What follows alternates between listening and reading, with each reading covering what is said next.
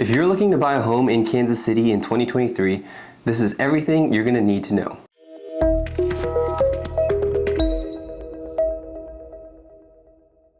Here's everything that a first-time home buyer needs to know about buying a home in Kansas City in 2023. So this is going to be split up into 5 different videos. The first video is going to be focused on your motivation. And this is an important video because before you buy a home, you really need to get clear on why you want to buy this home. Okay, you really want to get clear on your motivation. So before I say anything, I want to say congratulations. If you're thinking about buying a home in 2023 and this is your first time, you must be in a position that maybe financially you're reaching a place where you're stable enough and you're thinking about buying a home, or maybe you've gotten a good deal amount saved up and you're just tired of renting, or whatever your situation is. Congratulations for getting here. Even if you don't decide that 2023 is the year that you buy a home, I think that you've already come a long way already, even in thinking about it. So the first step that you really need to do is you need to get clear on your motivation. So why do you want to buy this home? Why are you looking for a home in 2023 in Kansas City?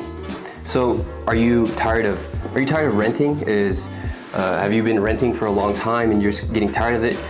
Maybe you're having a kid and you need something bigger, and your 2-bedroom apartment really isn't cutting it anymore because you're pregnant or you're looking to buy a home. Maybe you're wanting to build wealth. You're kind of figuring that, hey, I'm paying somebody's mortgage every year, and why don't I get my home myself, and instead of paying rent, I'm gonna build wealth for myself. Or maybe you're out of town and you're wanting to be closer to family. Maybe you grew up in Kansas City, moved away, and then you're wanting to move back. Perhaps your children are getting to a certain school age and you want to move to a certain school district and you want a better future for them in terms of where they're going to be studying in those formative years of life. The reason that this first step is super important, because as you go along your journey, you're going to need to know what your motivation is for buying this home, especially when times get hard.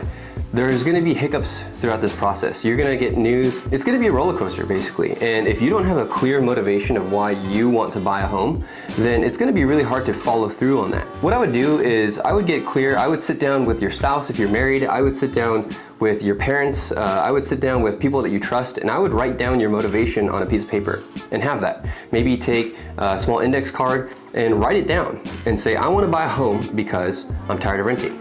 Or I want to buy a home because we're going to have our first child at the end of this year. Or I want to buy our first home because I want to build wealth. All of these are great reasons, but you really need to get clear on your motivation. Maybe you want to live in a place that belongs to you finally. Maybe you want to be closer to family. Whatever it is, write that motivation down and make sure that you know why you want to buy a home in Kansas City in 2023. So here's a couple questions that you need to ask. So great, you have your motivation. Maybe you want to move closer to family. That's wonderful. But the first thing that you need to ask is, can you afford it? Can you afford it? Okay. So what's the budget for your home? Now we're going to get to how to figure that out later. But have you thought about the extra things that come with owning a home? Maybe you're living in a place where you don't have to pay for utilities. And when you own a home, you definitely have to pay for your water, your gas, your trash, your electric bill. All of those things add up. Have you thought of those things? Have you thought about insurance? You have to insure your house unless you're buying it with cash outright. You have to insure your house. You're going to be paying property taxes for the first time, right? All of these are going to be extra costs that are added on to your monthly payment. So can you afford it? What about driving to work? If you decided, hey, I work at a certain location in the city, but I'm willing to live farther away to own something, have you factored in the extra cost of gas driving to work a little bit further? What about when your property breaks down? If you're renting right now and you have an issue with your water heater, well, you call your landlord, right? But when you're owning a home, when you own that home, there's nobody else to call but yourself, right? You have to fix that issue that comes up with your home. So have you thought about that? You have to budget for repairs. Here's the reason that you're going through all these questions mentally, is because you don't want to get yourself in a situation where your house payment plus the maintenance of your house is getting you to a situation that you can't even enjoy your house because you're house poor, right? You loved the house when you first initially moved in, and then all of these things started adding up, and now you are at the point where you can't afford your house, and that's putting a constant stress on you. So I would plan before you start.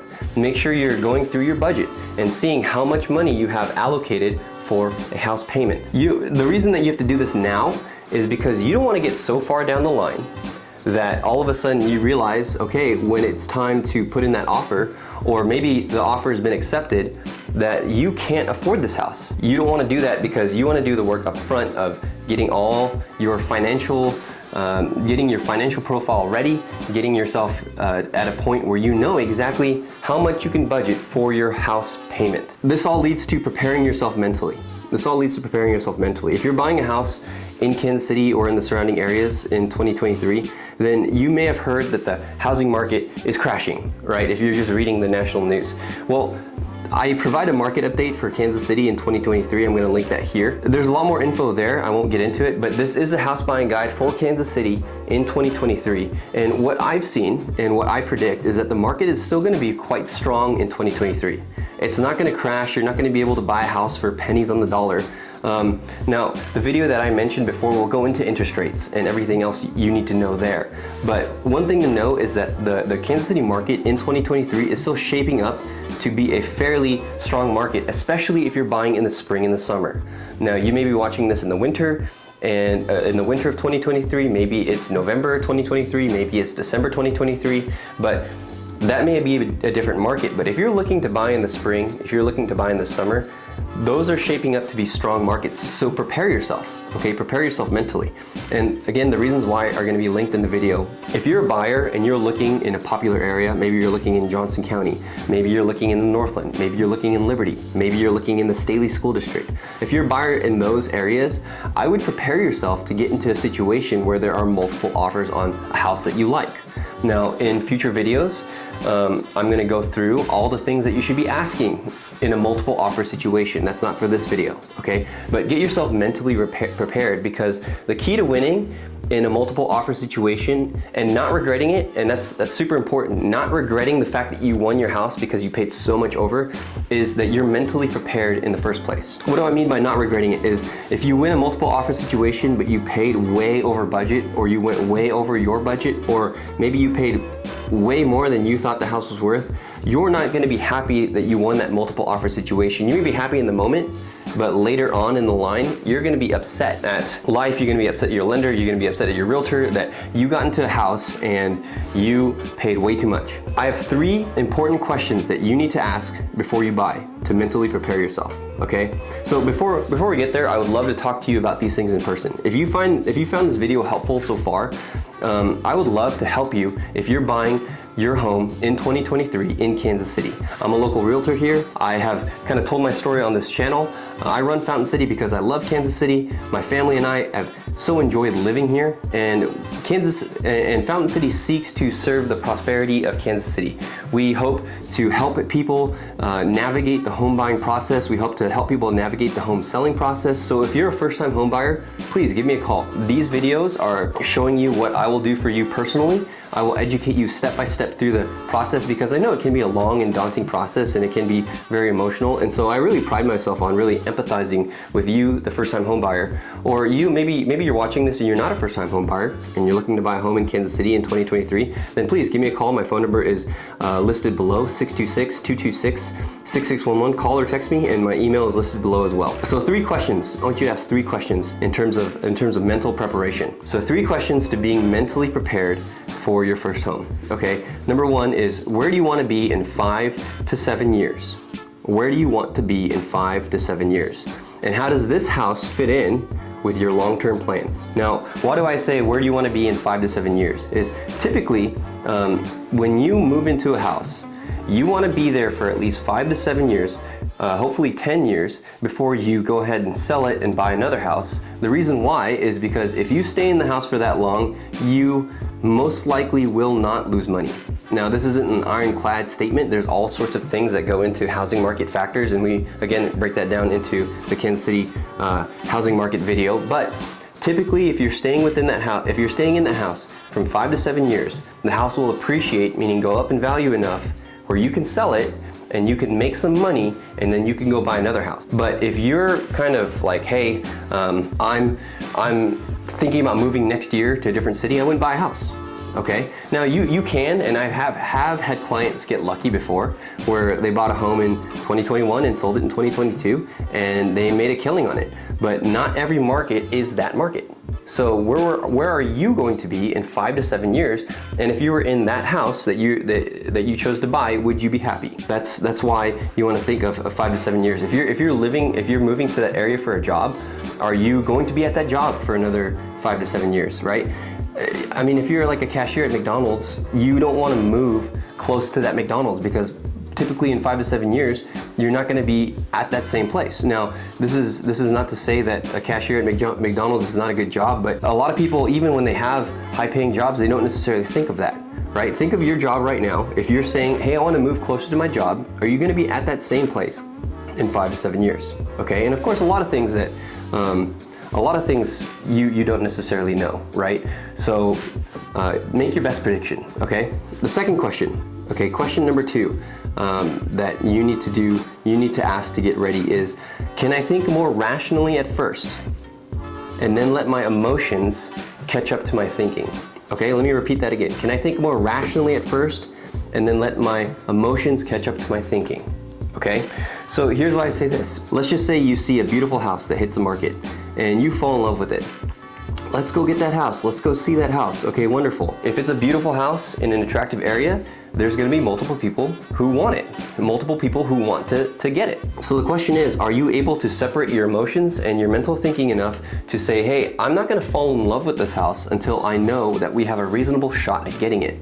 So for example, you walked into a house and it's right at $250,000, okay, and that's maybe the top of your budget. It's listed at $250,000. You walk into a house and you fall in love with it, but then when you're there, there's 5 other parties coming through and they're gonna offer $275,000. They're gonna offer $300,000. I'm not saying that will happen as wild as it was in previous years, but those things have happened before, and a lot of people get extremely disappointed because they fall in love with the house and they haven't thought through rationally, is this gonna fit in my budget? Is this gonna fit in the area that I want? All of those things you need to be able to think rationally first and then let your emotions catch up. I'm not saying don't fall in love with the house. I'm saying don't fall in love with the house until it's time to fall in love with the house. Now there's a verse in the Bible, it's in a book called Song of Solomon, and it doesn't directly apply here, but I think it applies a little bit. It's helpful because it says don't stir up or awaken love until it's time or until it pleases. So that means don't fall in love before it's time to fall in love. Okay, it's not talking about a house and obviously the Bible, but it's helpful. It's a helpful verse to help you think about, when I'm looking at a house, don't fall in love with the house until it's time to fall in love with the house. Meaning it's you've seen all the you have a decent shot at getting it, because what can happen is if you bid on 20 houses, you're gonna get extremely tired. Okay, you're gonna get extremely tired, and then the next thing that comes in, the next thing that shows up that's decently okay with the roof, you're gonna say, hey, let's just go get that one, because emotionally you're gonna be so tired at losing out on houses that you love that you're just gonna settle on something. So think rationally first, and then let your emotions catch up. Okay, and the last thing is this. Okay, here's the last question: is what is your thinking about what's going to happen in the future with the housing market? Okay, and you may think that this is a weird question. Let me explain this. Okay, there are people who are paid to predict the housing market that get it wrong all the time. Okay, all they do is look at statistics, look at data, and they're paid to do that. That's their full-time job, and they get it wrong all the time. Okay, and so your prediction, when you read all this data, when you read all these things about what could happen with the housing market, your prediction could be right, or your prediction could be wrong. Just like these experts, they could be right or they could be wrong. Right now, I guarantee you, if you go search for a prediction that says the housing market is gonna crash, you'll find it. And then if you go search for a prediction that says the housing market is gonna stay strong, you're gonna find it. But what is your prediction about the future? You, as a consumer. Now, when I give you my prediction, I may be wrong, right? But there are so many factors that go into this, and the reason that your prediction matters the most is because you have to be the one who sleeps in that house at night and is happy with your investment. If you think the housing market is gonna crash and you bought a house today, well, that anxiety of being in a house and you worrying that the housing market is gonna crash, that anxiety may not be worth you buying a house at this time, okay? If you think the housing market is gonna take off from here on out and you're gonna earn hundreds of thousands of dollars of equity in your house, then you're gonna sleep a lot better. Now, even if you're wrong, you may be right, you may be wrong. Okay, like I said, there's so many people who predict these things that are wrong all the time. You may be right, you may be wrong, but what is your prediction on what's going to happen with this market? Okay, now make it specific to Kansas City. You can find national headlines that say the housing market is dipping, and it is in all sorts of places, but make your prediction about Kansas City and then be comfortable with that. Okay, so those are the 3 questions. Number 1, where are you going to be in 5 to 7 years? Number 2, can you think rationally at first and then let your emotions catch up? Number 3, what is your thinking about what's going to happen in the future of the Kansas City housing market? Okay, and again, if you want to talk about this, please give me a call. My phone number is 626-226-6611. I'm always happy to talk about what I think is going to happen in the Kansas City housing market, to point you to some resources that you can read in terms of why I think that those things are going to happen. But what are your predictions? Okay, what are your predictions? Okay, so here's the last step. The last step is do your research. Where in Kansas City do you need to live? That's a question that only you can answer. What can you tolerate?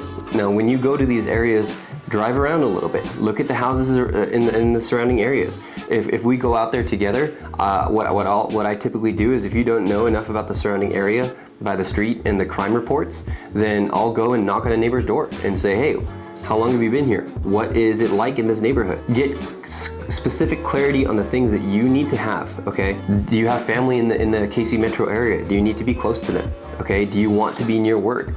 Do you need a particular school district? Does your child have special needs that they need a particular school district that knows how to accommodate them?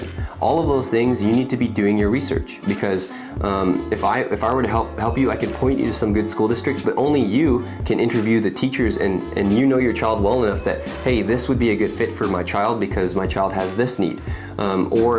Hey, you know, my mom lives within this area and I need to go over there all the time. So do your research in terms of your areas, okay? What about crime? I mentioned crime a little bit before. Each area of Kansas City is a little bit different in terms of crime. What are you comfortable with, okay? Look at the crime reports in that area. What are you comfortable with? What areas do you want to stay away from? Again, we can have that conversation. And then last thing is appreciation. Do your research, because different areas of Kansas City will appreciate differently, meaning that different areas in Kansas City will go up or down in price differently. Okay, so those are the steps for mentally preparing yourself before you even do anything else. The first step of buying a home. So I hope this video was helpful. If so, then click to the next video in which you're going to be assembling the team that you need to buy your home.